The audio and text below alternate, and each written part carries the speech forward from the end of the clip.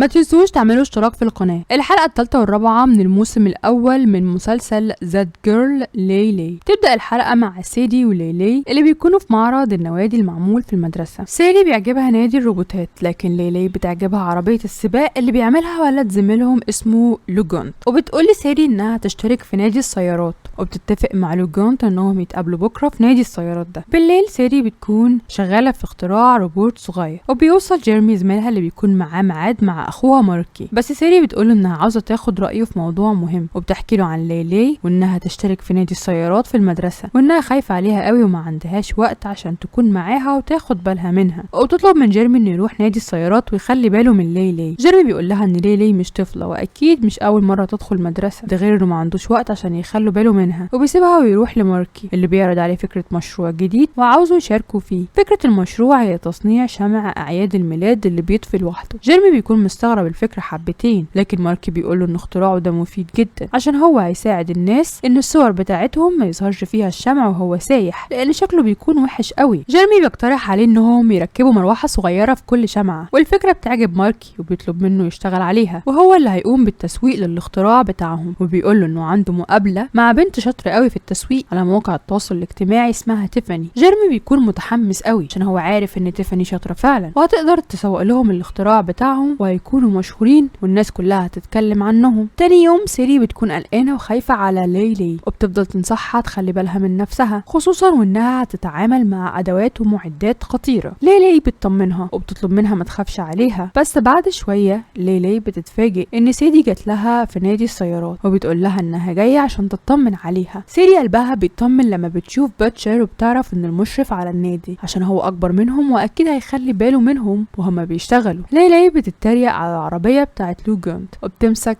لحام الاكسجين وبتقول لهم انها هتخترع عربيه احسن من بتاعته بكتير. في الوقت ده بيكون ماركي قاعد مع تيفاني وبريا وبيشرح لهم تفاصيل المشروع بتاعه، وبيوصل جيرمي وبيوريها التجربه الاولى للاختراع بتاعهم. تيفاني بتعجبها الشموع وبتقول لهم ان النهارده هي هتعمل حفله عيد ميلادها في مطعم بومباكس للبرجر، وهي عايزه تجرب الشموع دي على التورتايه بتاعتهم. وبتقول لهم ان دي هي اكبر فرصه عشان تقدر تسوق للمنتج ده، خصوصا وان حفله عيد ميلادها هيكون لها صدى جامد على الفيسبوك. بس بتطلب من جيرمي انه يعمل شموع كتير ويحاول يخليها احسن من كده. بعدها بنلاقي ليلي اخترعت عربيه جميله قوي وحاطه فيها زينه وديكورات كتير، وبتقول لسيدي ان اخوها ماركي هو اللي ساعدها عشان تشتري الزينه دي كلها. سيدي بتعجبها العربيه قوي وبتشجع ليلي وهي بتعلن للموجودين عن العربيه بتاعتها، بس لما بتيجي تشغلها بتلاقي كل الديكورات اللي على العربيه بتقع، ده غير انها بتطلع شويه دخان صغيرين قوي ما بتتحركش من مكانها خطوه واحده. ليلي بتكون زعلانه ومتضايقه بسبب فشل الاختراع بتاعها، لكن سيدي بتقول لها انها بذلت مجهود كبير وعملت حاجه كويسه جدا، بس ممكن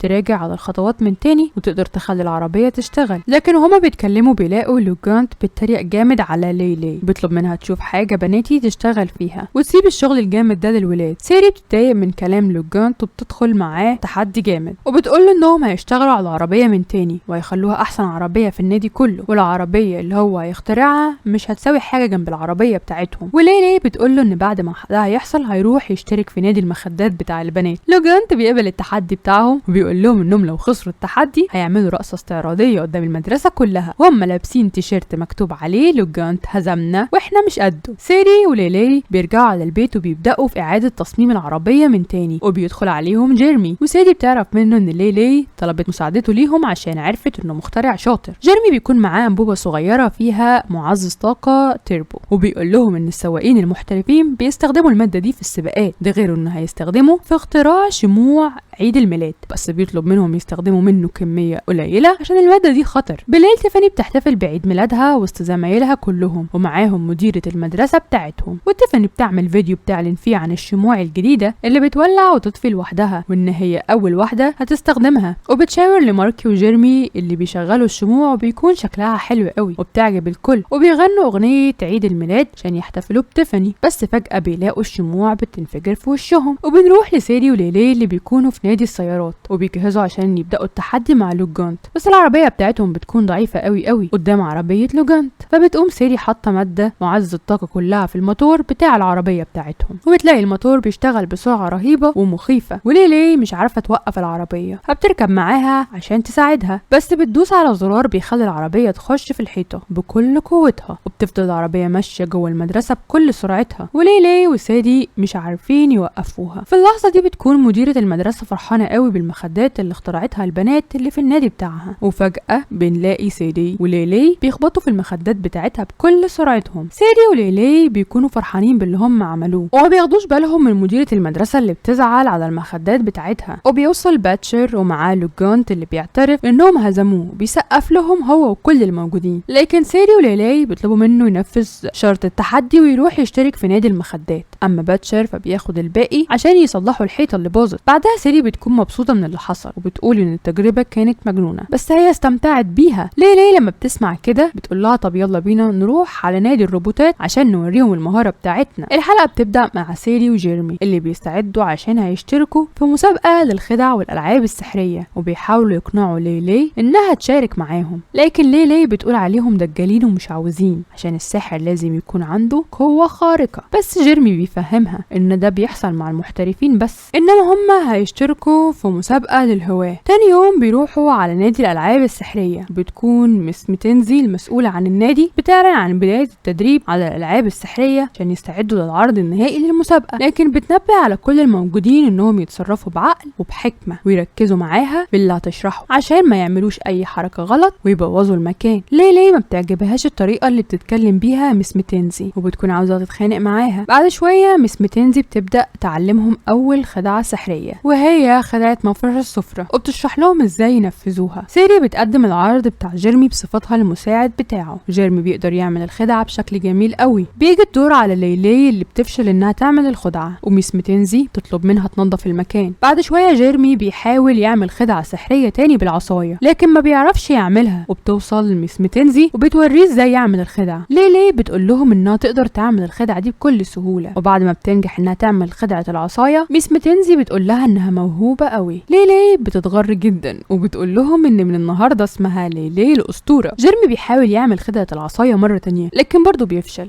عشان كده ميس ماكنزي بتقول له انه في العرض النهائي هيعمل خدعة اللبن اللي بيكبه جوه الجورنال ويختفي. اما ليلي فبتتحدى ميس ماكنزي عشان تختار لها اصعب خدعة سحرية عشان تعملها في العرض النهائي. ميس ماكنزي بتعلن لكل الموجودين ان ليلي هتعمل خدعة تحويل المعزة اللعبة لمعزة حقيقية. سيري بتكون قلقانة قوي وخايفة لحسن ليلي ما تعرفش تعمل الخدعة دي، خصوصا وانها خدعة صعبة، ده غير ان باباها ومامتها واصحابها كلهم هيكونوا موجودين في العرض النهائي للمسابقة. لكن ليلي بتقول لها ما تقلقش عشان هي عارفة هي هتعمل ايه كويس. في البيت مارك بيعلن عن اهتمامه بلعبة البيسبول وانه عاوز يكون لاعب محترف، وعشان كده هيشترك في فريق الناشئين. بس مامته بتلاحظ انه ماسك العصاية بالغلط فبتصحح له المسكة بتاعته وبتعرض عليه انها تدربه على لعبة البيسبول، لكن مارك بيرفض وبيكون عاوز باباه هو اللي يدربه. مامته وباباه بيستغربوا جامد من طلبه، خصوصا ان باباه ما يعرفش حاجة عن لعبة البيسبول، لكن مارك بيصمم على اللي في دماغه وبيروح عشان يجهز نفسه للتدريب. وبيبدأ باباه يعلمه اول حركة بس الكورة بتخبطه في رجله،